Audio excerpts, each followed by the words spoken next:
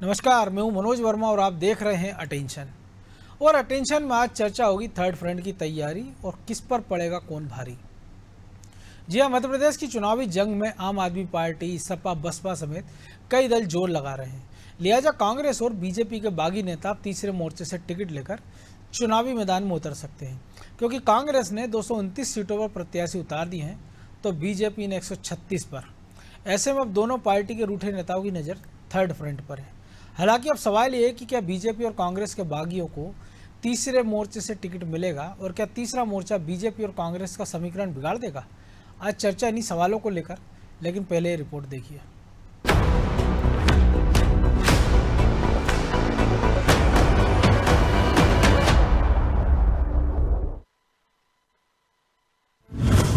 बागियों की तीसरे मोर्चे पर नजर। बीजेपी और कांग्रेस पर नहीं पड़ा असर। क्या बागियों के लिए रास्ते हुए बंद? रोचक होने जा रही है मध्य प्रदेश की जंग।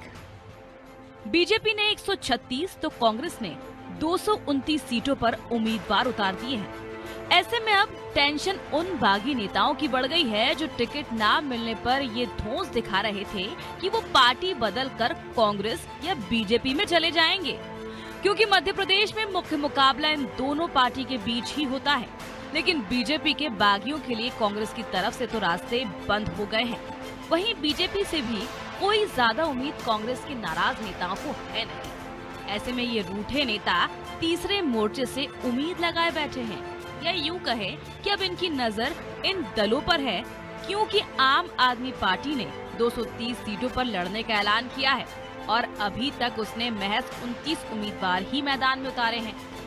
आप भी ये कह रही है कि बीजेपी और कांग्रेस के कई नेता पार्टी में शामिल हो रहे हैं जिन्हें वो टिकट दे सकती है। बहुत सारे लोग आम आदमी पार्टी में तेजी से आ रहे हैं, आम आदमी पार्टी ज्वाइन कर रहे हैं। भाजपा और कांग्रेस की सरकारें इतने लंबे समय तक मध्य प्रदेश में रही हैं, इनसे ना तो कभी जनता संतुष्ट हो पाई है और ना ही इनके नेता संतुष्ट हो रहे हैं।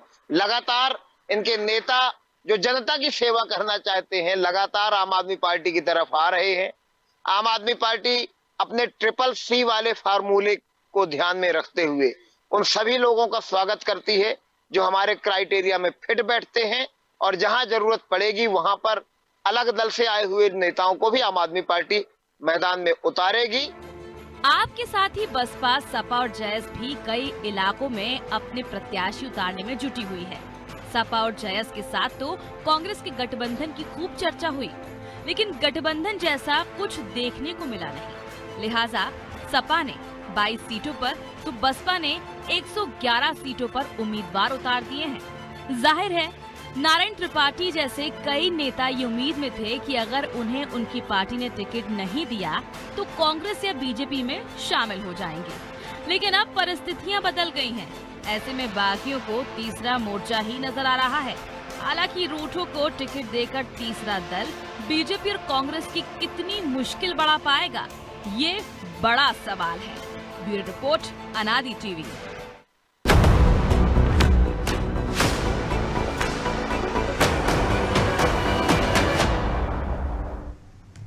तो इसी मुद्दे पर चर्चा करने के लिए हमारे साथ जुड़ गए वरिष्ठ पत्रकार अशोक शुक्ला और हमारे सहयोगी ब्रजेश चौक से।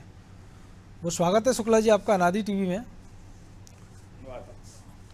और अभी तक हम देखते थे कि अगर बीजेपी से टिकट करते थे तो आदमी कांग्रेस का दामन थाम लेता था, या कांग्रेस से टिकट करते थे तो बीजेपी का दामन थाम लेता था।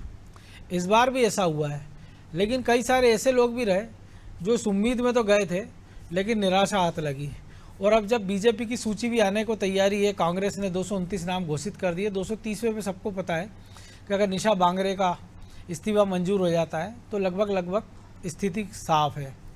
अब ऐसे में जो लोग बड़ी उम्मीदों से देख रहे थे वो लोग क्या करेंगे, और क्या तीसरा मोर्चा आज की स्थिति में इतना प्रभावी है कि वो जो लोग ये बगावत करके आएंगे उनके अपने वोट के साथ उनके खुद के उस तीसरे मोर्चे के इतने वोट हों कि वो दोनों दल के लिए मुसीबत खड़ी कर दे या अपने लिए नई अतिरिक्त सीटें जुगाड़ सके। जो तीसरे मोर्चे की आप चर्चा कर रहे हैं, प्रमुख घटक दल हैं उसमें, जैसा कि आप कर रहे थे कि सपा है, बसपा है, आम आदमी पार्टी है, ये ठीक है, कभी बसपा का जनाधार होता था, मध्य प्रदेश की बहुत सारी सीटें ऐसी थी जहां बसपा का अच्छा खासा जनाधार था। ये कभी 13% था, फिर घटता हुआ ये 9% पे आया, 6 पे आया और अब 5% है। बिल्कुल तो मुझे लगता है कि अगर बाकी दलों का आप देखें, आम आदमी पार्टी का देखें या सपा का देखें, तो सपा का और बसपा का ऐसा कोई बहुत जनाधार फिलहाल तो नहीं दिख रहा है। यही दो बड़ी पार्टियां हैं, कांग्रेस और बीजेपी। ये आप ठीक कह रहे हैं कि जब बीजेपी से कुछ असंतुष्ट होते हैं लोग तो वो कांग्रेस से उम्मीद लगाते हैं, और जब कांग्रेस से असंतुष्ट होते हैं तो बीजेपी से, और जब इन दोनों से जब इनकी उम्मीदें पूरी नहीं होती हैं तो ये बसपा, आम आदमी पार्टी, सपा और भी जो पार्टियां होंगी उनकी तरफ ये देखते हैं।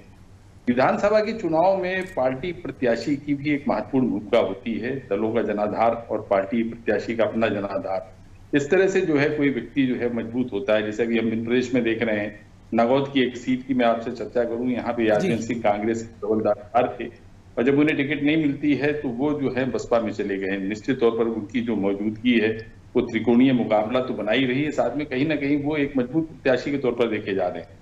ये स्थिति सतना की भी हुई है। सतना में जो है रत्नाकर चतुर्वेदी जो है, वो शिवा जो है, वो बीजेपी से टिकट चाहते थे, अब जब उन्हें टिकट नहीं मिली तो उन्होंने भी बसपा का दामन थामा है।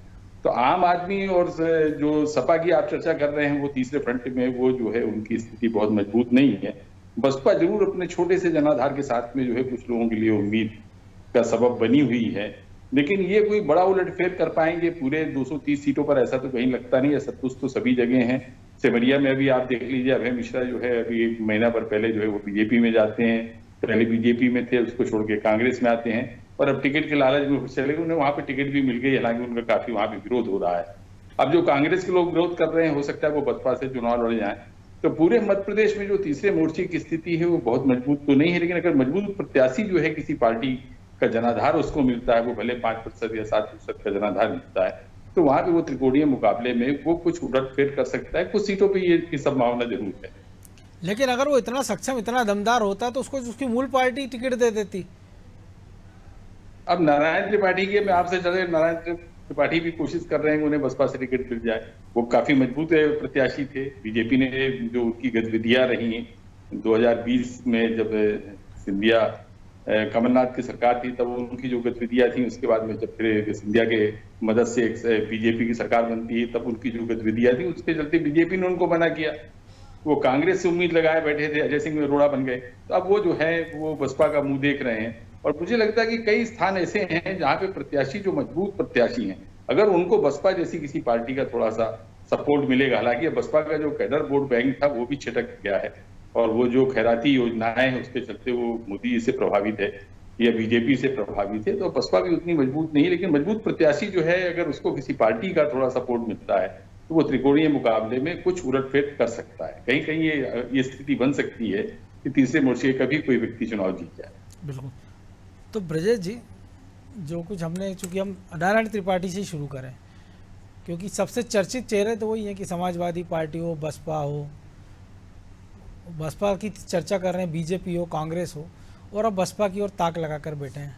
2020 का जो जिक्र किया शुक्ला जी ने, हमने भी देखा था कि उनका एक पर उस समय सीएम हाउस, यानी कमलनाथ जब सीएम थे तब उस पेड़ अंदर एक सीएम हाउस में रहता था, दूसरे बीजेपी दफ्तर में, उनका हो, शरद कोल का हो, ऐसे कई सारे नाम थे उस समय।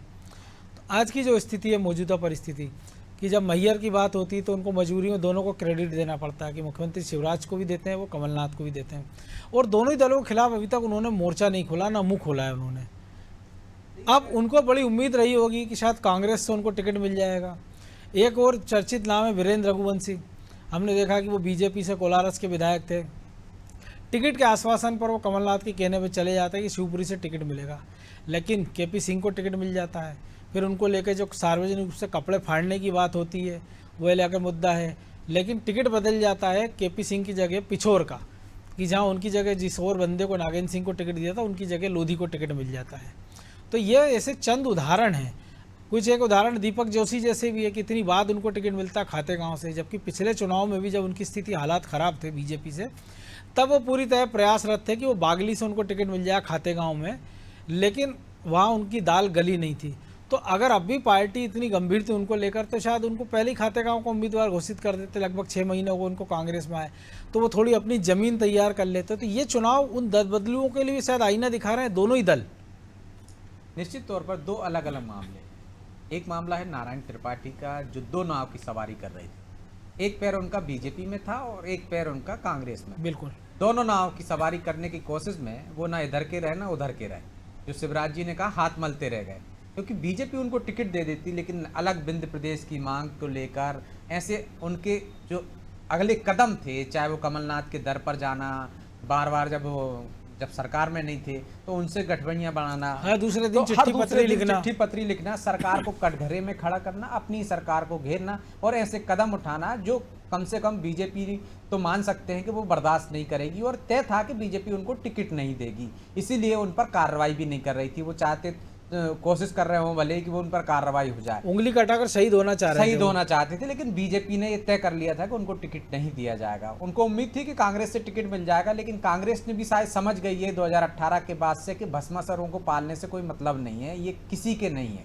तो शायद जब उनको जरूरत थी तो लॉलीपॉप दे रहे थे कमलनाथ जी, जब उनको लगा कि ये कहीं के नहीं रहेंगे और जब जरूरत पड़ेगी तो हो सकता है ये पाला बदल लें या सौदेबाजी करें, तो शायद मुझे लगता है ये ताड़ गए हैं। जो नारायण त्रिपाठी का जो चरित्र है वो ताड़ गए हैं। और जो अजय सिंह राहुल भैया का अड़ंगा था जिस लोकसभा चुनाव के बाद से, वो तो काम करा ही है, लेकिन वही अकेले काम नहीं किया। उनका अड़ंगा तो राकेश सिंह चौधरी के लिए भी था, लेकिन वो टिकट मिल गया, लेकिन इसके बाद भी उनको टिकट मिल गया। तो सिर्फ एक अड़ंगा उनका काम नहीं करा है, बाकी की चीजें जो नारायण त्रिपाठी ने अपने पैर पे ही कुल्हाड़ी मारी है। मुझे लगता है वो अलग पार्टी बना रहे थे, अलग दल बना रहे थे, अब उस दल का क्या है, क्यों उनको बसपा के पास जाना पड़ा, क्यों सपा के पास गए थे वो पहले। तो ये परिस्थितियां हो गई हैं उनकी, ऐसी निर्मित कर दी हैं दोनों राजनीतिक दलों ने कि शायद ऐसे नेताओं को सबक मिल सके। दूसरा, हम बात करें वीरेंद्र रघुवंशी की, तो जो दल बदल के, या हम दीपक जोशी की बात करें, तो ये इतने मजबूत होते हैं मनोज जी, तो जाते ही क्यों? इनको बीजेपी पहले ही टिकट दे देती है, अपने भी सर्वे में फेल हो गए। दीपक जोशी तो एक बड़ा नाम है, जिस तरह से हम देख रहे हैं पिछली बार शिवराज जी के साले को ले गए थे, उनको टिकट दे दिया था, सिर्फ कुछ लोगों को डूबने के लिए ही दे दिया जाता है ताकि माहौल बनाया जा सके कि ये अपने जो इन्होंने बीजेपी को यहाँ तक पहुंचाया उनकी भी सम्मान नहीं रख रहा उस परिवार का भी। तो ये कांग्रेस ने एक कोशिश की होगी, तो दीपक जोशी को उस आधार पर टिकट मिल गया।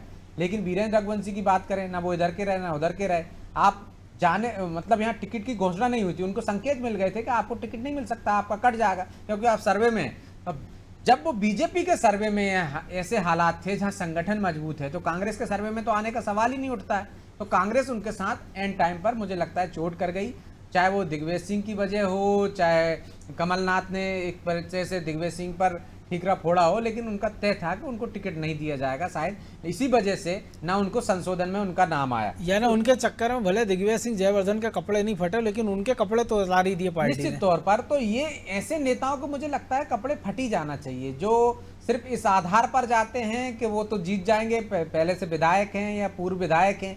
जनाधार क्या है उनका? निश्चित तौर पर कांग्रेस ने ये निर्णय हो सकता है कि कुछ जगह पे ठीक लिया हो कि अपने ही लोगों को आगे बढ़ाया हो, बाकी के लोग जो आए हैं वो उतनी। लेकिन हम दूसरी तरफ देखें, अभय मिश्रा को देख लीजिए आप, एक दिन पहले वो बीजेपी में रहते हैं, चंद घंटों बाद फिर बीजेपी से उनका मोह भंग हो जाता है क्योंकि टिकट नहीं मिलता, वहां से टिकट जहां से वो प्रेशर पॉलिटिक्स कर रहे थे वहां से नहीं देते, सिमरिया से, तो वो कांग्रेस में चले जाते हैं और कांग्रेस उनको उम्मीदवार बना देती है। लेकिन दूसरी तरफ वही कांग्रेस अपने जो श्रीनिवास तिवारी हैं उनके पोते को नहीं लेती है, सिद्धार्थ तिवारी को। तो आप देखिए कि अलग अलग परिवार से कविता पांडे भी इस्तीफा दे देती है, इस्तीफा दे देती है। कांग्रेस में भी ऐसा नहीं कि सब कुछ ठीक चल रहा है, सर्वे के आधार पर ही टिकट मिले हैं, वहां भी मुझे लगता है कुछ जगह पर उम्मीदवार है ही नहीं, मजबूरी है कुछ लोगों के लिए, तो उनको मजबूरी में उम्मीदवार बना दिया गया। जहां पे मजबूरी नहीं है, जहां पे केपी सिंह जैसे मजबूत आदमी उतरने के लिए तैयार है, वहां वीरेंद्र रघुवंशी को क्यों देंगे? खाते गांव में उनके पास कोई उम्मीदवार नहीं है बेहतर, तो उनको मजबूरी है देना पड़ेगा। यदि हम सिमरिया की बात करें तो वहां उनके पास उतना तगड़ा उम्मीदवार नहीं है, तो उन्होंने उतार दिया। तो कई जगह हम सर्वे और जो नेताओं की पसंद नापसंद को किनारे रखते हैं, वहां पे हमारे पास दिखता है कि सामने से आया नेता तगड़ा है, वो फाइट दे सकता है और कई बार सीट निकाल भी सकता है, तो उसको पार्टी उम्मीदवार बना देती है। लेकिन सब जगह ऐसा नहीं होता, जहां कमजोर होता है उसको किनारे कर देती है। तो इसी तरह से हमने देखा है कि कांग्रेस ने वही किया, जिनको किनारे कर सकती थी कर दिया, और जिनको मजबूत मानती थी या जहां कोई विकल्प नहीं था उनको उम्मीदवार बना दिया। ऐसा बीजेपी भी करती है। कोई तिवारी जी आ गए हैं, सिद्धार्थ तिवारी, तो कोई तय नहीं है कि उनको टिकट ही मिल जाएगा। अभय मिश्रा को ले आए थे तो तय नहीं था कि टिकट ही मिल जाएगा, इसी वजह से तो वो चले गए। बिल्कुल, तो तय तो नहीं था बिल्कुल शुक्ला जी, लेकिन एक और चीज़ ये तो तय हो गया इस चुनाव से कि आम आदमी पार्टी का जितना हल्ला था उतनी दमदारी से वो लड़ती दिख नहीं रही, अभी तक तो कहीं मैदान में नहीं दिख रही। अगर रानी अग्रवाल की बात छोड़ दें कि सिंगरौली या आसपास के इलाके में अभी, क्योंकि इस इलाके को आप बेहतर समझते हैं, या बाकी मध्य प्रदेश की हम बात करें तो बड़ा हल्ला था कि हाँ वो एक मेयर जीत गया उनका, और ग्वालियर में जो है उनके दूसरे जो मेयर उम्मीदवार है उसको 50,000 वोट मिल गए हैं। और गुजरात की तर्ज पर आम आदमी पार्टी प्रचार करेगी। हमने देखा था भगवत मान भी आए, केजरीवाल भी आए, ग्वालियर भी आए, विंध्य क्षेत्र में भी आए वो। बसपा की हम बात करें जिसका आपने जिक्र कर दिया था, सपा के साथ जो कुछ हो रहा है, कांग्रेस के संग जुबानी जंग, क्योंकि अगर सपा इतनी मजबूत होती तो वो कांग्रेस के साथ उनकी तकरार इतनी बढ़ती नहीं। तो ऐसे में ये तो साफ हो गया है कि अब जो भी असंतुष्ट हैं या तो अपनी पार्टी में पड़े रहें या नाराज होकर घर बैठ जाए। तीसरे मोर्चे में भी जो दरवाज़ा हो तो उनके लिए खुला होगा, उसमें वो बजूके से ज़्यादा उनकी भूमिका नहीं रहेगी कि उनको खड़ा करके पार्टियां डरा देगी उसके दूसरे उस दल के आदमी को कि देख भैया तेरा आदमी मेरे यहाँ है, तुझे नुकसान पहुँचा देगा। कई तरह की चीजें जो हैं चुनाव में देखने को मिलती हैं, और मैं आपसे साफ तौर पर ये कहूं कि जिस तरह से अब राजनीति जो है एक रोजगार बन गई, कारोबार बन गई है, तो जिन्हें राजनीतिक कारोबार करना है वो किसी न किसी ब्रांड के साथ में जो है इस मैदान में बने हैं राजनीतिक कारोबार में। जैसे अभी अभय मिश्रा जी का आप जिक्र कर रहे थे, नारायण त्रिपाठी का भी आपने जिक्र किया कि सपा से उनकी शुरुआत होती है, फिर वो 2008 में जब चुनाव हार जाते हैं तो 13 में वो कांग्रेस के प्रत्याशी बनते हैं, 14 में फिर लोकसभा के चुनाव के टाइम पे उनका हृदय परिवर्तन होता है और वो बीजेपी में चले जाते हैं, अजय सिंह रावत को चुनाव हराकर, और फिर वो 20 में फिर उनकी स्थिति जो है उलटती पलटती रहती है। तो राजनीतिक कारोबारियों की ना तो निष्ठा है किसी दल के प्रति और ना कोई विचारधारा है, ले देकर उनको एक राजनीतिक कारोबार करना है, राजनीति में उनको बने रहना है। और अगर आपके पास में पर्याप्त धन है, जैसे अभय मिश्रा की अभी आप जो जिक्र कर रहे थे, वो उनके पास धन काफी है, सिद्धार्थ तिवारी जी के पास में भी काफी धन है, हालांकि वो बड़ी पार्टी में गए हैं, बीजेपी में गए हैं, और लंबे समय तक उनके जो पिता थे सुंदरलाल तिवारी जी, श्रीनिवास तिवारी जी, ये सब कांग्रेस में ही थे। तो बहुत सारी लीडरशिप आपको ऐसी मिलेगी जिनको राजनीति में बने रहना है। उन्होंने ये मान लिया है कि वो किसी भी दल से लड़ेंगे, उनको लड़ना है। उसमें नारायण त्रिपाठी भी हैं, अभी वो बसपा से टिकट की मांग कर रहे हैं, नहीं मिलेगी तो उनकी अपनी एक पार्टी है। तो अभी जो आप जिक्र कर रहे थे कि आम आदमी पार्टी का, वास्तव में आम आदमी पार्टी जो है मध्य प्रदेश में, ये ठीक है कि सिंगरौली में रानी अग्रवाल जो है उनकी मेयर बन गई हैं, लेकिन पहले ये रानी अग्रवाल जो थी ये मुझे लगता है कि शायद कांग्रेस में थी या बीजेपी से, बीजेपी में थे, बीजेपी में थे, काफी सक्रिय थे। जैसे अब रमेश सिकरवार की बात आप करें, वहां ग्वालियर में आप बात करें, उनकी पत्नी जो है मेयर चुनाव जीती, तो जो प्रमुख नेता जी, वो उनके बीच में ये कांग्रेस और बीजेपी ही दो महत्वपूर्ण पार्टियां हैं। बसपा का कभी असर होता था 85 के बाद से अगर आप देखें तो प्रदेश की राजनीति में, और ग्वालियर अंचल की कुछ सीटों पर जो है बसपा का बड़ा प्रभाव देखने को मिलता था। लेकिन अब बसपा भी धीरे धीरे जो है समाप्ति की ओर है, और बसपा ने तो एक दुकान ऐसी खोल रखी, मैं तो ये कहूंगा कि वो राजनीतिक धर्मशाला बनी हुई है जिसका कहीं कोई ठिकाना नहीं। वो बसपा में चला जाए, मायावती जी के पास चला जाए, और जो है वो जैसे जैसे वो टिकट मिल जाती है। सतना में भी 3 विधानसभा क्षेत्र ऐसे हैं जहां बसपा में वो लोग चुनाव लड़ रहे हैं, कांग्रेस के आर्टिस्ट। लेकिन कई जगह हमने देखा है कि इंटरटेनमेंट के लिए हाथी होते हैं, लेकिन उसकी सवारी के लिए पैसे देना पड़ते हैं। बिल्कुल बिल्कुल, मैंने आपसे कहा ना कि राजनीति तो एक कारोबार बन गई है ना, न जनता से डरो न शर्म करो यारो, राजनीति कारोबार है, घर भरो यारो।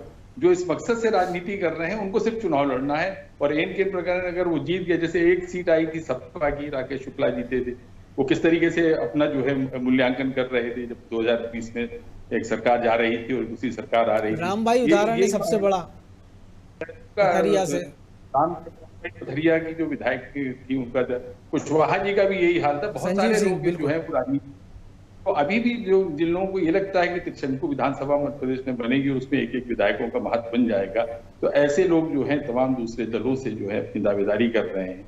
और अगर तो ईश्वर ने साथ दिया और जनता ने उनका साथ दिया और उनकी पौवारा हो जाएगी। जनता का भला इसमें नहीं है, जनता का भला तभी है जब वो किसी बड़े दल के साथ में जाती है, वो चाहे कांग्रेस के साथ में जाए या बीजेपी के साथ। ब्रजेश जी, वैसे तो अभी तक का जो इतिहास है, अगर हम 2018 छोड़ दें, त्रिशंकु विधानसभा नहीं रही है, तो जो शुक्ला जी भी आशंका जता रहे हैं और जो सर्वे भी अभी बता रहे हैं कई सारे कि नज़दीकी मामला है। लेकिन इसके बाद भी क्या लग रहा है कि ये जो दल बदलू हैं या थर्ड फ्रंट की इतनी सीटें आ जाएंगी कि वो बार्गेनिंग स्थिति में रहेंगी, या ये जो बागी हैं वो इतने सक्षम है कि वो किसी तीसरे मोर्चे में बसपा, सपा, आम आदमी पार्टी निर्दलीय होकर चुनाव जीत जाएंगे। हालांकि हर चुनाव में ऐसा अपवाद होता है कि इक्का दुक्का जीत होती है, हमने पिछले चुनाव में भी देखा है।